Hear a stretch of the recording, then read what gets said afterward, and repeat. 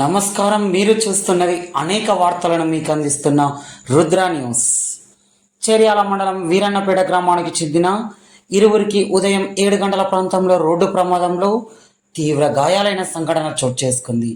వివరాల్లోకి వెళ్తే చేర్యాల మండలం వీరన్నపేట గ్రామానికి చెందిన సతల్లి రమేష్ మరియు బాలనర్సు ఇద్దరు అన్నదమ్ములు కలిసి వేరువేరు ద్విచక్ర వాహనాలపై వీరన్నపేట స్టేజి వద్ద ఆగి ఉండగా జనగాం వైపు నుండి సిద్దిపేటకు వస్తున్న నల్ల రంగు కారు రాంగ్ సైడ్లో వచ్చి ఢీకొట్టగా ఇరువురికి కాళ్ళు చేతులు తలకి తీవ్ర గాయాలు కాగా చుట్టుపక్కల వారు గ్రహించి 108 అంబులెన్స్కి కాల్ చేయగా వెంటనే 108 అంబులెన్స్ సంఘటనా స్థలానికి చేరుకొని చేర్యాల ప్రభుత్వ ఆసుపత్రికి తరలించి వైద్యం అందించి మెరుగైన వైద్య నిమిత్తం సిద్దిపేట ప్రభుత్వ ఆసుపత్రికి తరలించినట్లు స్థానికులు తెలిపారు.